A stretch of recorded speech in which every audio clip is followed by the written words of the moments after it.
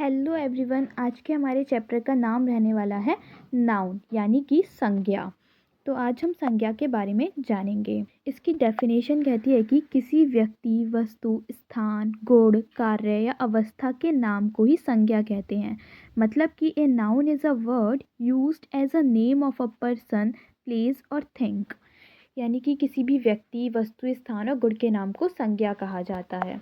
Noun हमारी 5 प्रकार की होती है। इसमें 5 टाइप्स दिए गए हैं नाउन के। अब हम पहले इनको देखते हैं। पहला है प्रॉपर नाउन, जिसको व्यक्तिवाचक संज्ञा कहते हैं। दूसरा है कॉमन नाउन, जिसे जातिवाचक संज्ञा के नाम से जाना जाता है। तीसरे नंबर पर आती है कलेक्टिव नाउन, जिसको समूहवाचक संज्ञा कहते हैं। फोर्थ नंबर पर है मैटेरियल नाउन, जिसको द्रव्यवाचक संज्ञा कहते हैं। और फिफ्थ और लास्ट नंबर पर है एब्स्ट्रैक्ट नाउन, जिसको भाववाचक संज्ञा कहते हैं। इन सभी को अभी हम डिटेल में जानने वाले हैं। ये थे 5 मेन टाइप्स ऑफ नाउन। इसका फर्स्ट टाइप आता है प्रॉपर नाउन। प्रॉपर नाउन से हमारा तात्पर्य किसी व्यक्ति, वस्तु तथा स्थान के नाम से होता है। जैसे कि राम, दिल्ली, गीता, ईटीसी। मतलब कि किसी भी व्यक्ति का नाम, वस्तु का नाम या फिर स्थान का नाम, यही प्रॉपर नाउन्स हैं। इसके एग्जाम्पल है जैसे कि राम इज़ माई फ्रेंड। यहाँ पर राम जो है वो एक प्रॉपर नाउन है। और सेकंड एग्जाम्पल दिल्ली है, इसमें जिसमें आई लिव इन दिल्ली लिखा है, ये सेंटेंस है, इसमें दिल्ली प्रॉपर नाउन का एक एग्जाम्पल माना जाएगा। अब सेकंड टाइप आता है हमारा कॉमन नाउन। कॉमन नाउन का मतलब होता है जिस नाउन से एक वर्ग अथवा जाति के व्यक्ति या वस्तु का बोध होता है, उसे कॉमन नाउन या फिर जातिवाचक संज्ञा कहते हैं। जैसे कि king, boy, girl, city, etc. इसको सिंपल लैंग्वेज में भी हम समझ सकते हैं इजीली। जैसे किसी संज्ञा से एक वर्ग या फिर पूरे जाति का पता चलता है कि एक पूरी जाति के बारे में बता रहा है, वहाँ पर कॉमन नाउन होता है जो कि बहुत ही कॉमन होते हैं। इसके एग्जाम्पल से और इजीली इसको समझा जा सकता है। फर्स्ट एग्जाम्पल है according to the boy the nearest town is very far. यहाँ पर जो द बॉय है वो कॉमन नाउन है, क्योंकि ये सभी लड़कों के लिए यूज़ किए जाने वाला शब्द है द बॉय। सेकेंड एग्जाम्पल में भी द बॉयज़ ही कॉमन नाउन में आएगा, क्योंकि the boys are going to the nearest village, ये एग्जाम्पल है, इसमें ये एक कॉमन नाउन है। थर्ड नंबर पर आता है हमारा third type of noun, collective noun, जिसको हम कहते हैं। कलेक्टिव नाउन का मतलब है कि जिस नाउन से समूह का बोध होता है उसे कलेक्टिव नाउन कहा जाता है। मतलब कि पूरे ग्रुप का जिससे पता चलता है वही कलेक्टिव नाउन है। इसके एग्जांपल्स में जैसे टीम, कमिटी, आर्मी, ईटीसी। अब टीम में बहुत सारे लोग होते हैं, वो सब कलेक्ट हुए होते हैं, यहाँ पे कलेक्टिव नाउन इसलिए लगेगा। और कमिटी में भी बहुत सारे लोग होते हैं, आर्मी भी पूरी सेना होती है बहुत सारे लोगों की, दैट्स वाई ये सब कलेक्टिव नाउन में आते हैं। सामान्यतः कलेक्टिव नाउन का प्रयोग सिंगुलर में होता है। इनका प्रयोग प्लूरल में तभी किया जाता है जब मतभेद दर्शाया जाए या फिर प्रत्येक सदस्य के बारे में कुछ कहा जाए। इसका सिंपल मतलब ये है कि कलेक्टिव नाउन में most of the time singular verb का यूज़ किया जाता है, प्लूरल का नहीं किया जाता। लेकिन यहाँ पे एक कंडीशन है, प्लूरल का भी हम तभी करेंगे, यूज़ कर सकते हैं, लेकिन एक कंडीशन में कि जब किसी टीम को या फिर किसी भी कलेक्टिव नाउन को अलग अलग डिवाइड कर दिया गया हो, वहाँ पर एक एक मेंबर की बात की जा रही हो या फिर किसी काम को हर एक में बांट दिया गया हो। कुल मिलाकर अगर वो पूरे समूह की बात हो रही है तो वहाँ पर सिंगुलर नाउन का यूज़ किया जाता है। और पूरे ग्रुप में सबकी अलग अलग एक एक मेंबर की बात हो रही है तो वहाँ पर प्लूरल का यूज़ किया जाता है। इसको एग्जाम्पल से हम इजीली समझ सकते हैं।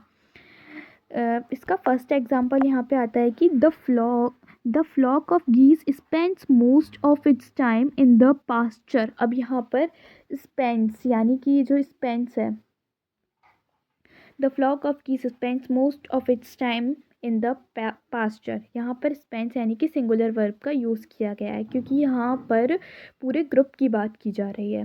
सेकंड एग्जाम्पल में भी सिंगुलर वर्ब का ही यूज़ किया गया है इज़ लगाते हुए। The jury is deciding the matter. यहाँ पर क्योंकि पूरी जूरी एक मैटर को डिसाइड कर रही है, दैट्स वाई यहाँ पर सिंगुलर वर्ब का यूज़ किया गया है। थर्ड एग्जाम्पल में the committee meets every week. यहाँ पर मीट्स है, इसका मतलब कि पास्ट इंडेफिनिट लगा है, जो कि सिंगुलर वाला नियम लगा है। तो द कमिटी क्योंकि यहाँ पे वो इसलिए लगा है क्योंकि कमिटी यानी कि पूरी कमिटी की बात हो रही है, पूरी कलेक्टिव नाउन की बात हो रही है। लेकिन यहाँ पर फोर्थ और फिफ्थ एग्जाम्पल को ध्यान से देखिए। The team are divided over the issue of captaincy. अब यहाँ पर आर का यूज़ किया गया है जो कि प्लूरल वर्ब में आता है, क्योंकि यहाँ पे इसलिए किया गया है ये, द टीम आर डिवाइडेड, यहाँ पर टीम के बंटवारे की बात हो रही है, मतभेद हो रहा है, दैट्स वाई यहाँ पर प्लूरल वर्ब का यूज़ किया जाएगा। वहीं यहाँ पर सेकेंड एग्जाम्पल आता है, the audience have taken there seats. अब यहाँ पर हैव टेकन का यूज़ किया गया है, इससे पता चलता है कि ये प्लूरल है। तो यहाँ पर वो भी इसलिए किया गया है कि the audience have taken there seats, audience ने अपनी सीट्स ले ली हैं। अब हर एक मेंबर ने अपनी अपनी अलग सीट्स ली है, हर एक ऑडियंस के हर मेंबर की बात की जा रही है, दैट्स वाई यहाँ पर प्लूरल वर्ब का यूज़ किया जा रहा है। फोर्थ नंबर पर आता है, फोर्थ टाइप ऑफ नाउन हमारा मैटेरियल नाउन। जिस नाउन से ऐसे पदार्थों का बोध होता है जिससे दूसरी वस्तुएं बन सकती हैं उसे मैटेरियल नाउन या फिर द्रव्यवाचक संज्ञा कहते हैं। जैसे कि सिल्वर, आयरन, वुड, ईटीसी, मतलब कोई भी मटेरियल है जिससे हम कोई भी दूसरी चीज़ बना सकते हैं उसको हम द्रव्यवाचक संज्ञा कहते हैं। इसके एग्जाम्पल्स हैं, the necklace is made of gold, मतलब कि जो नेकलेस है वो गोल्ड का बना है। यहाँ पर गोल्ड का शब्द का यूज़ किया गया है, इसलिए यहाँ पर मटेरियल नाउन का यूज़ होगा। सेकंड है, she has purchased a T set of silver. अब ये सिल्वर का उसने परचेज किया है टी सेट, दैट्स वाई यहाँ पर मटेरियल नाउन है। He got his furniture made of teak wood. अब वुड जो है यहाँ पर ये मटेरियल नाउन का की जगह ही यूज़ होगा।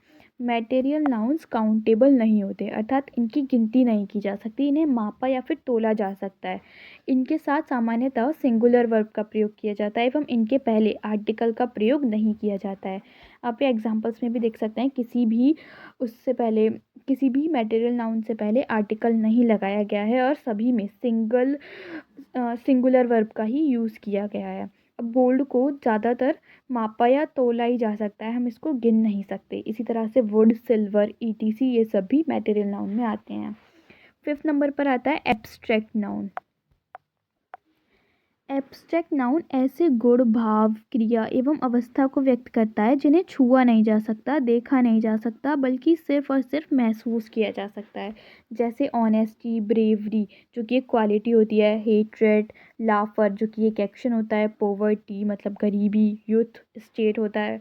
तो एब्स्ट्रैक्ट नाउन वो होते हैं जिनको छुआ देखा नहीं जा सकता, सिर्फ और सिर्फ महसूस कर सकते हैं। एब्स्ट्रैक्ट नाउन का प्रयोग सामान्यतः सिंगुलर में किया जाता है। इसके एग्जांपल है, people respect his sincerity, honesty is the best policy. अब यहाँ पर सिंसियरिटी और ऑनेस्टी ही एब्स्ट्रैक्ट नाउन में आएगा क्योंकि ये एक भाव हैं, दैट्स वाई। अब नाउन को काउंटेबल और अनकाउंटेबल में भी बांटा जा सकता है। अब दो तरह के और होते हैं, इनको और समझ लेते हैं, फिर ये चैप्टर हमारा कंप्लीट हो जाएगा, इसके टाइप्स कंप्लीट हो जाएंगे। काउंटेबल नाउन जो होते हैं, काउंटेबल नाउन वो नाउन होता है जिसकी गणना की जा सके। जैसे कि we bought 6 tables, I have few friends, she saw many movies last month. अब यहाँ पर 6 टेबल्स मतलब कि यहाँ पे 6 वर्ड का यूज़ किया गया है जो कि हम काउंट कर सकते हैं टेबल्स को। फ्रेंड्स को भी काउंट किया जा सकता है, और फ्यू मतलब I have a few friends मतलब मेरे पास कुछ दोस्त हैं। She saw many movies last month, many मतलब कि इसने बहुत सारी मूवीज़ देखी पिछले महीने। अब अनकाउंटेबल नाउन का मतलब होता है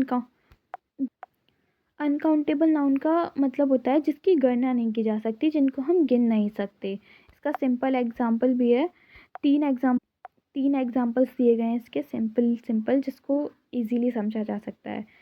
Priestley discovered oxygen. J. Priestley discovered oxygen.